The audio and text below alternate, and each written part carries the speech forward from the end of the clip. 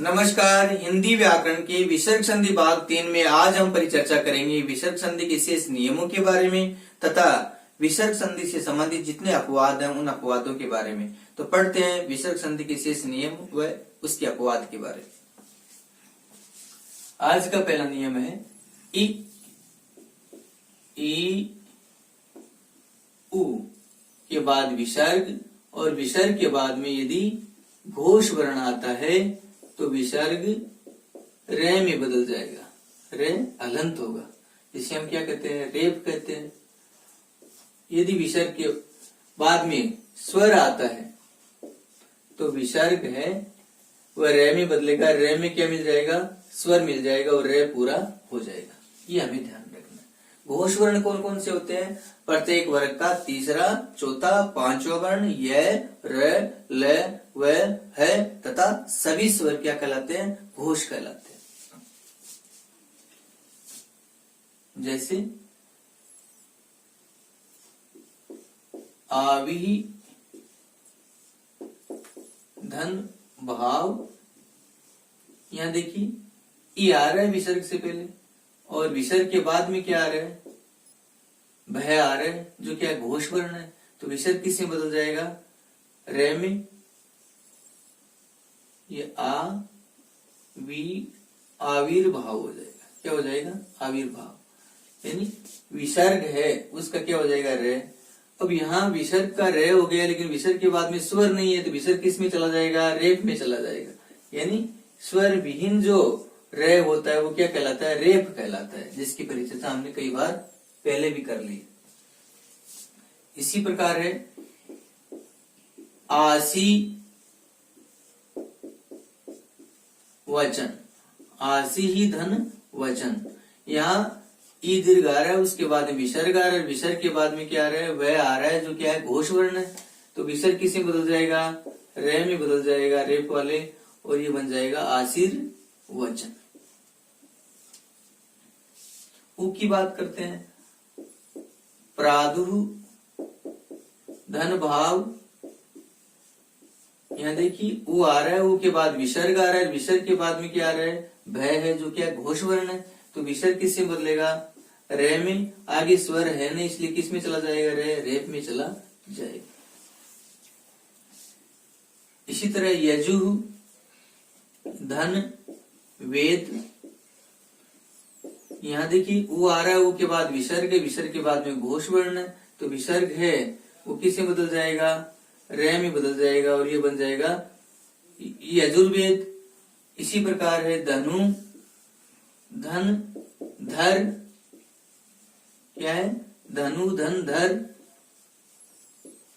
क्या बन जाएगा? धनुर्धर बन जाएगा। क्यों बनेगा?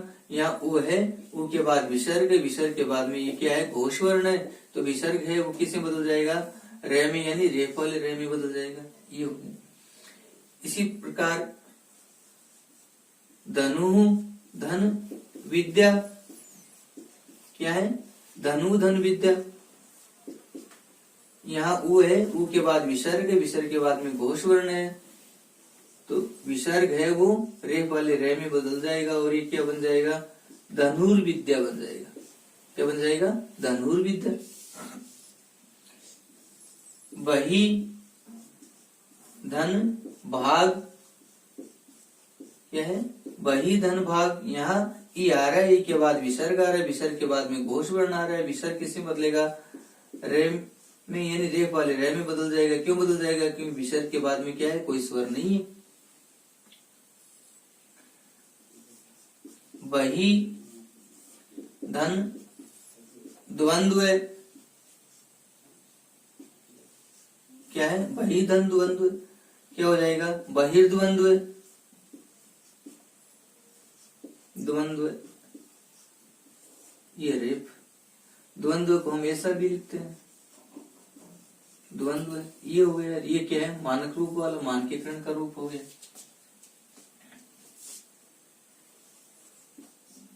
ये है आशी, धन, वाद।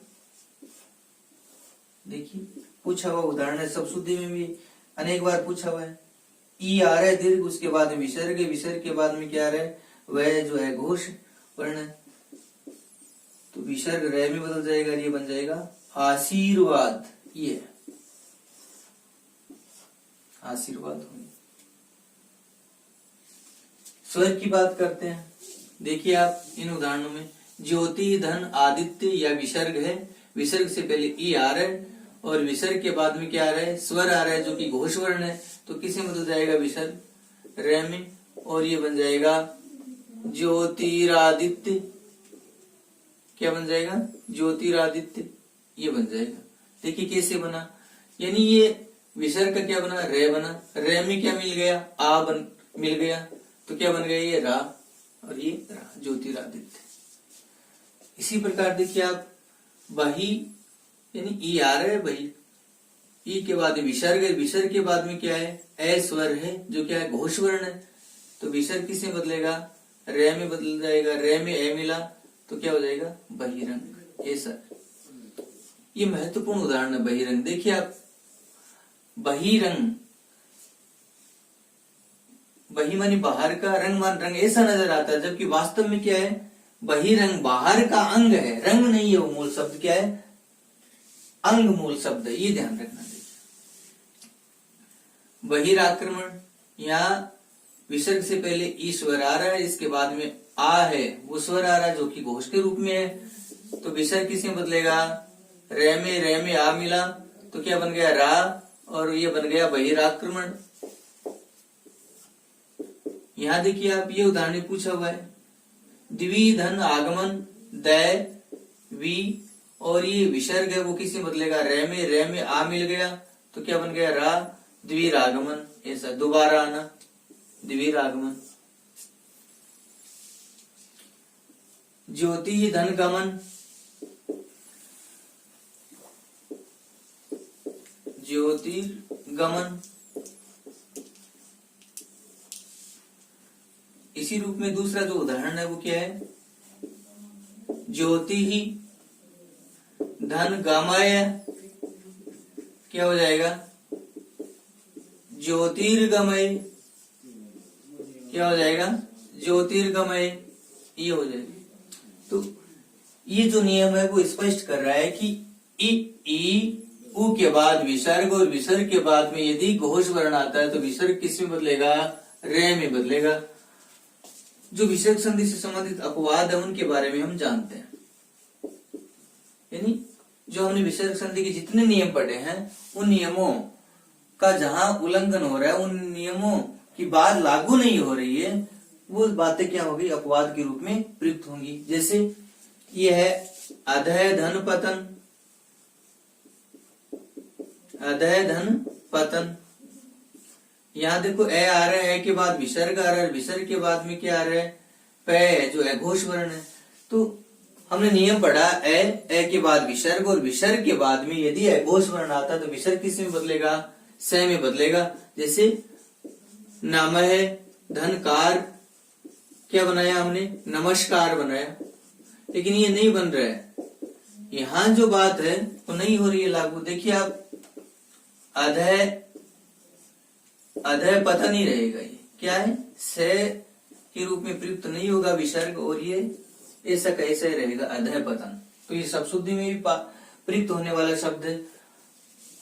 अधोपतन ऐसा नहीं होता है ये, जैसे अधोगति होता है, क्योंकि अधोगति में क्या होता है, विसर्ग के बाद में क्या है, ये घोष वर्ण है, इसलिए विसर्ग किसमें बदल गया, अधय का विसर्ग है जो क्या है, ओ में बदल गया, लेकिन यहाँ लागू नहीं हो रहा है, तो ऐसा कैसे ही रहता है, ये अपवाद हो गया। इसी तरह पय है धन पान, क्या हो जाएगा, यहाँ देखिए ए आ रहा है, के बाद विसर्ग आ रहा है, विसर्ग के बाद में क्या आ रहा है, घोष वर्ण आ रहा है, तो पयोपान होना चाहिए, पयेश पान, ऐसा इस नियम के अनुसार पयेश पान ऐसा होना चाहिए, लेकिन नहीं होगा, क्या होगा, पय पानी होगा। तो ये सब शुद्धि में भी ऐसा ही लिखा जाता है, और संधि नियम में ये आता नहीं। इसी प्रकार मन है धन कामना, क्या होगा, मैंने कामना ऐसा होना चाहिए। जो ये नियम ये लागू होता है पूर्णतः। यहाँ देखिए ए के बाद विसर्ग है, विसर्ग के बाद में क्या आ रहा है, ए क है जो है घोष में आ रहा है, से होना चाहिए लेकिन नहीं हो रहा है। और ये क्या बनता है, मन कामना ही रहता है। जो तृतीय श्रेणी अध्यापक प्रतियोगी परीक्षा और अन्य में अनेक बार पूछा हुआ उदाहरण है, मन कामना।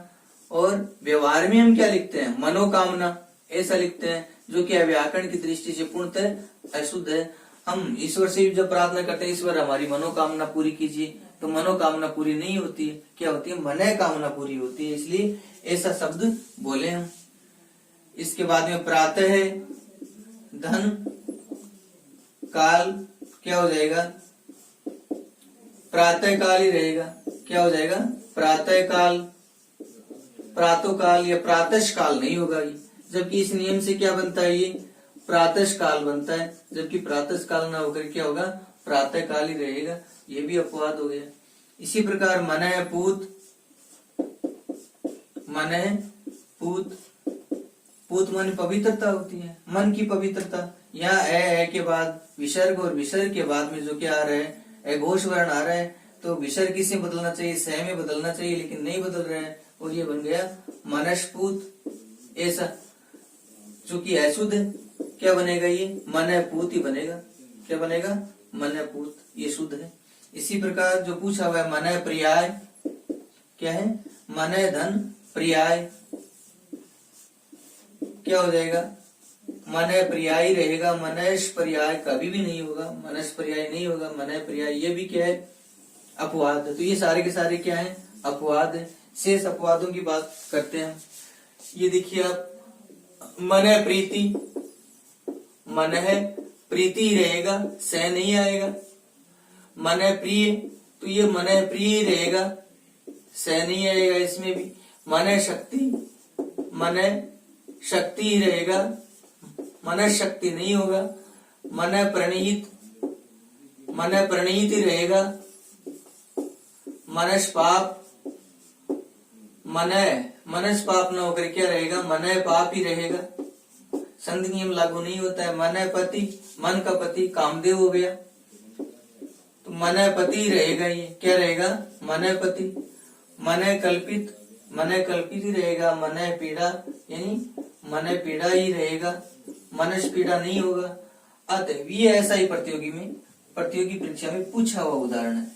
देखिए आप, अतएव यानी अतएव, ऐसा इसका संधि पद बनता है। इसका संधि विच्छेद क्या बनता है, अत धन एव, यानी विसर्ग बन आ जाता है। जबकि यहाँ देखिए आप, तय में ए है, ए के बाद क्या है, विसर्ग है, विसर्ग के बाद में क्या आ रहा है, ए है, वो क्या है, स्वर आ रहा है, यानी घोष आ रहा है। तो विसर्ग है वो किससे बदलना चाहिए, ओ में बदलना चाहिए, यानी ये क्या बनना चाहिए, अतो एव, ऐसा बनना चाहिए, लेकिन नहीं बनता है। जैसे हमने पहले नियम पढ़े हैं विसर्ग संधि से संबंधित, मन धन जय। देखिए आप, ए आ रहा है, ए के बाद विसर्ग आ रहा है, विसर्ग के बाद में क्या आ रहा है, जय है, क्या है, घोष वर्ण है। और ये स्थितियां है, देखिए आप, ए के बाद विसर्ग और विसर्ग के बाद में ए है जो घोष वर्ण है, तो ये जो बनता है वो क्या बनता है, मनोज बनता है। इसी प्रकार सरोज बनता है, इसी प्रकार मनोहर बनता है। लेकिन ये है जो क्या है, ओ नहीं हो रहा है। क्या नहीं हो रहा है, ओ नहीं हो रहा है, तो ये भी क्या हो गया, अपवाद हो गया। ये जो ऐसा ही प्रतियोगी परीक्षाएं पूछा हुआ है।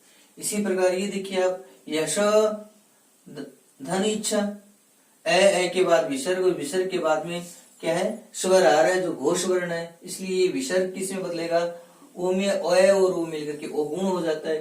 तो बनना क्या चाहिए, ये सो ऐसा बनना चाहिए, लेकिन ऐसा नहीं बनता। क्या बनता है, ऐसा इच्छा ही बनता है, विसर्ग हट जाता है, क्या बनता है, यश इच्छा, ऐसा विसर्ग नहीं रहेगा। फिर है स्वर्ग, जिसकी परिचर्चा हमने अनेक बार कर ली। ए के बाद क्या आ रहा है, विसर्ग आ रहा है, विसर्ग के बाद में क्या आ रहा है, घोष वर्ण आ रहा है, तो विसर्ग और ए मिलकर के क्या हो जाएगा, ओ हो जाएगा। और ये स्वोग ऐसा बनना चाहिए, लेकिन नहीं बन रहा है, ये क्या हो गया, अपवाद हो गया। ये बनता क्या है, स्वर्ग बनता, जो नियम पढ़ रहे हैं ना उस नियम के अंतर्गत बनता है। जबकि इस नियम में ए नहीं आ रहा है, देखिए आप, यानी ए के बाद विसर्ग और विसर्ग के बाद में घोष वर्ण आता है तो विसर्ग किसमें बदलता है, विसर्ग और ओ में बदलता है, ऐसा हमने पढ़ा है। लेकिन यहाँ देखिए आप ई और ऊ के बाद घोष वर्ण आता है तो विसर्ग किसमें बदलता है, रेफ में, और ये रेफ में बदल रहा है लेकिन ए नहीं, यहाँ ए नहीं, तो ये भी क्या हो गया, अपवाद हो गया। तो आज हमने विसर्ग संधि से संबंधित जितने नियम है उनके बारे में विस्तार से परिचर्चा की। उससे संबंधित जो अपवाद है उनके बारे में भी हमने पढ़ा।